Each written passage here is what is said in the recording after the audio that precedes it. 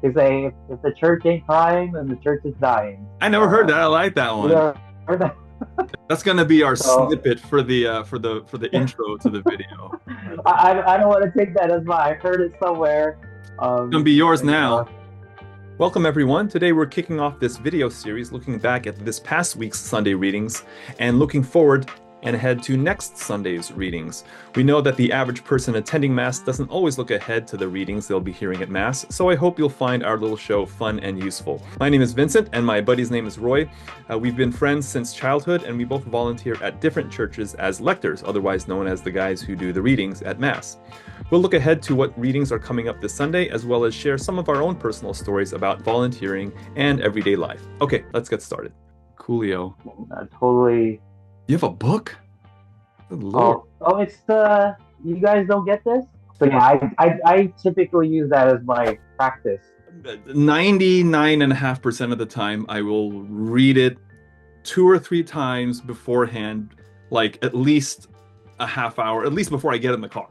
So how do I break this up? So here's an idea, I can hear it. Here's an idea, and there's the idea. The way it makes sense. It's not just like a whole run-on sentence the way it's written. It also has to be kind of heard. Yeah, well, it was interesting when I first read Letter to Paul. I was like, oh my goodness! Like he writes it like you're just talking to somebody. Drones on and on and on, and like, where does this thing? But people, you follow it. You pause and I always think it's like an equation. If you like say A plus B equals C, you're like, wait, what?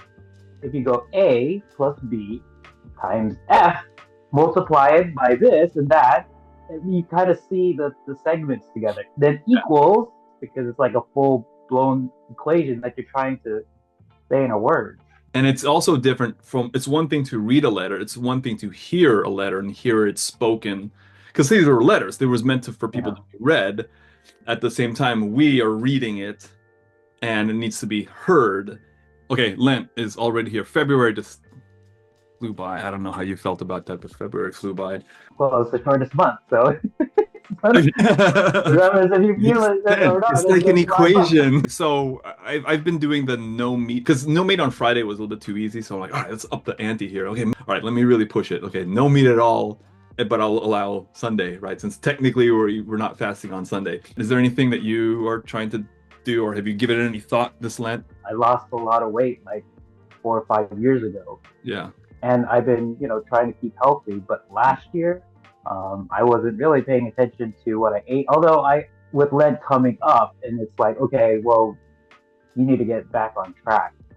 Not to say that it'll be every other day, but there's a lot of protein shakes and like one meal a day kind of thing. Yeah. Um, I think especially for Lent that it's good. It's a good exercise in discipline for everyone, yeah, whatever it is, the thing that people pick. So one thing I was thinking of like was adding something like, oh, can I do something extra? For example, like, for like the ADA campaign, that all the dioceses, shout out to all the dioceses out there trying to get your ADA up to give a little bit more. So like whatever I gave last year, all right, let's see if I can give more. Can I double it or something, right?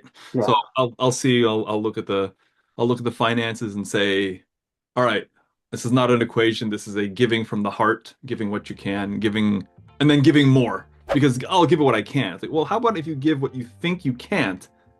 yeah. And it's like, oh, this is my limit. Well, push that limit and then go further and see how that changes things. You never know. Again, it's a sacrifice. It's all for God. If any Catholics out there listening to this, Catholics technically we don't believe in karma, like we give something to get something back. Like it's not that. It's a proper giving. It's an all giving thing. It's not like, oh, you put out into the universe, you get it back. No. Yeah. We don't play that. We don't play the karma game. But There's anyway, a like as a disclaimer to anyone, we are not theologians. Here we're just a couple of guys who lector on Sunday, and we don't have degrees in theology or divinity. All right, okay, the readings we did today. I read also today, by the way. Anything strike you from the readings today, or anything that the priest said? well, the one thing, it was interesting to see in all three of the readings that it talked about like the fruit, like giving out, from his grace, like what fruits are you giving out? in the gospel with everybody always focuses on the beam in your eye, I pun think that's such a unintended. funny thing that people overlook. Like Yeah. if you're a first century Jew reading that, like that visually that's hilarious. That you have someone like with a beam So stuck in their eye like this. I'm like this big splintery beam, and as you're going around trying to take splinters out of everyone's eye, you're scattering splinters into other people's eyes. You have this big splintery beam stuck in your eye. well, with that being said, just speaking on that a little bit, it's interesting. For some reason, my eyelashes are Your they eyelash. they fit, and I have really dry eyes, so the natural tears don't help wash it off. Okay. And then it's blinding. I try to go into the mirror, I can't even see it because the eyelashes bug in my eye. You kind of have to, just with that reading, like you have to help yourself first Yeah. before you go out and try to help others. It always starts small and with yourself, and then it goes out and spread out the grace. If you try to do it while there's still issues with you, that grace you could give, maybe, like you said, just spreading out more Yeah. splinters Yeah. than necessary. The one thing that I stuck out from what the priest said, he said that, and this is totally out of context, but he said we're a mixed bag. So that was in the context of that was like when we speak, from the first reading, like don't judge someone until they speak, because that's when you know what's in their heart, what's in their mind. One thing he said, like, okay, try to be grateful in the things you say, try to acknowledge people, and try to be kind to people with the words that come out of your mouth. And not everything that comes out of our mouth is a good thing. Sometimes it's good, sometimes it's bad, because we're a mixed bag. And he saying that was like, for some reason that resonated with me. It's like, yeah, no, I do have to be careful. I do say a lot of bad things as well, and I don't say nearly enough good things because we're a mixed bag. And to be aware of that, and being aware of that, not just us but other people, that they're a Yeah. mixed bag too, that they're gonna say good things and bad things. Be understanding of that. All right, forward looking. I know we have, I don't know when I'm going to post this, but I don't know if I'm going to post this before or after Ash Wednesday.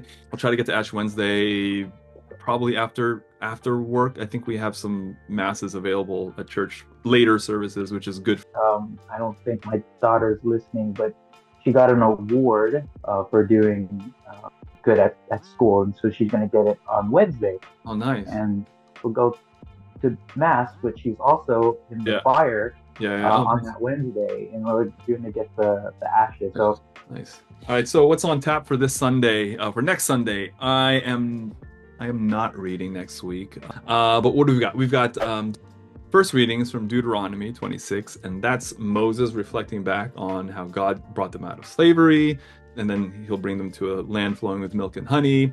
And as a thanksgiving, they give the first fruits. Psalm 91 will be the "Be with me, Lord, when I'm in trouble." And then the second reading is Romans 10. If you confess with your mouth that Jesus is Lord and believe in your heart, then you will be saved. This week was things that come out of your mouth, and then next week is like confessing God from your mouth as well, right? So believing in your heart and then also confessing it. I give props to priests in the homily when they can show and tie it in all together, to kind of help with the reasoning behind some of the reading. Yeah, because sometimes one reading, today's reading, had a lot to do with yesterday's reading. But even the Sunday readings, they are connected. Typically, on a daily basis, on the Hallow app, there's a daily mass reading, and that's kind of like my daily prayer. And Shout out Halo app, Halo app. unsponsored. If we want to sponsor, you definitely see the threads, and it's interesting that they kind of prepare you for Sunday's reading. Yeah. In terms of how they kind of are laid out. One thing I like to do, I teach CCD, and one thing I always try to do, I do it almost all the time, but I try to do a Sunday reading preview for the kids. Sunday reading preview, let's go over this, and what does this mean to you? Let's think about this. So when you hear it at Sunday, you're like, oh, okay, I heard that before. I just heard it, and now I understand what the reading is about. Versus hearing it for the first time, you're there with your family, and these fifth, sixth graders are mind is wandering and they don't pay attention. Listen for this thing in the gospel, or hey, listen Yeah. to this thing in the first reading. It's really interesting. So many distractions, so many people. I mean, in any church, you have the crying babies, or the kids stomping their feet, or Music to my ears, the cacophony of babies. they say if the church ain't crying, then the church is dying. So, I never heard that. I like that one. yeah, If the church ain't crying, the church is dying. Oh, yeah. that's gonna be our So snippet for the intro to the video. I don't want to take that as my. I heard it somewhere.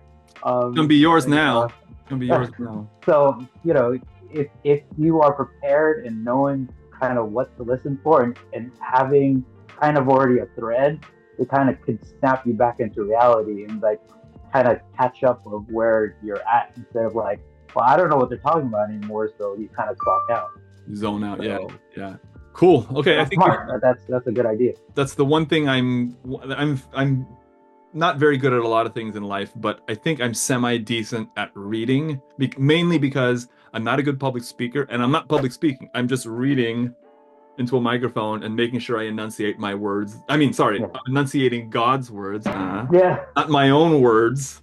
So I take that very seriously. And you put me up on the stage and talk about something, you give a presentation, I'm like, da, da, da, da, da. But just give. All right, cool. I think we hit up on a lot of good topics for today. I'll drop the links to the readings and notes captions below. Not too bad for our first one. And one last thing I like to do as a tagline is remember the fourth commandment. Do you know the fourth commandment, Roy? Honor your parents. Yeah, exactly. Honor your father and mother. Honor your father and mother, and the best way to honor your father and mother is to pray for them and maybe give them a call too. Did you call your mom recently, or your dad? Yeah, they came to mass today. We had a date night with my wife, so my daughter slept over my parents' house. So we planned it all out, and then I'm reading tomorrow. You want to come to church? Yeah. And they're like, okay, so they came by. It's always nice to have the folks at church, and then y'all get together afterwards, like, okay. And then sometimes it's like, want to go out for breakfast or something, or you want to go out for lunch? I know my mom.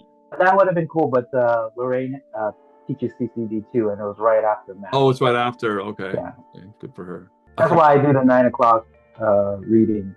We gotta get together. We gotta get together, me and you. Yeah, for sure. So, all right, dude. All right, thanks for doing this. This was fun. Well, fun. I'm glad you reminded me, because, like, I know I need to do this because there's so much to do that I start on nothing.